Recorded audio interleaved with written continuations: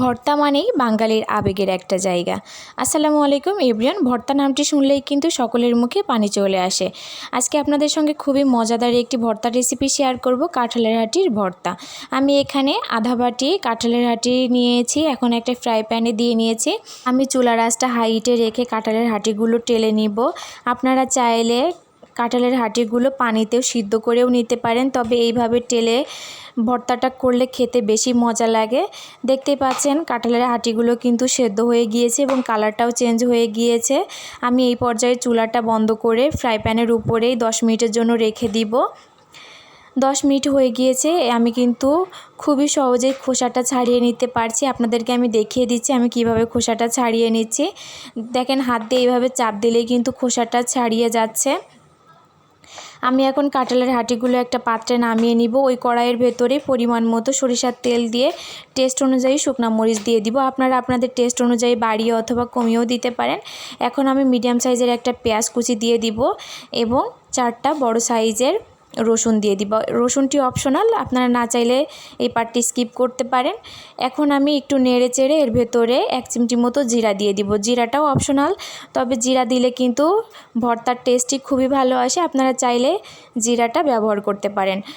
আমি এখন একটা পাত্রে নামিয়ে নিব। আমি আজকের ভর্তাটা করব পাটাতে, তবে আপনারা চাইলে ব্লেন্ডারের যে ছোট পাত্র আছে ওটাতেও করে নিতে পারেন।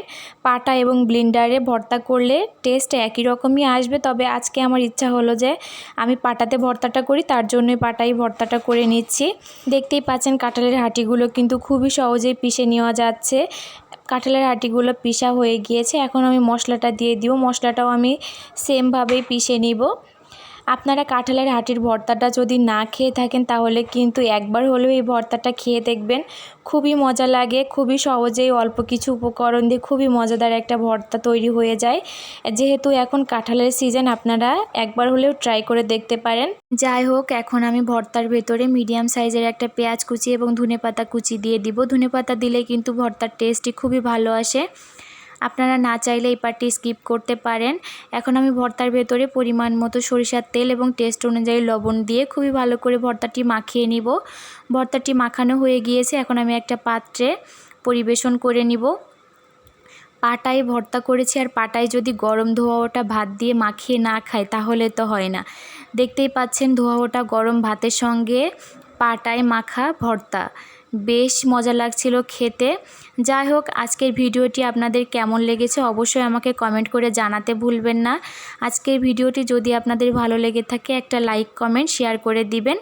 আজকের ভিডিওটি কে কোথা থেকে দেখছেন অবশ্যই আমাকে কমেন্ট করে জানাতে ভুলবেন না। আল্লাহ হাফেজ।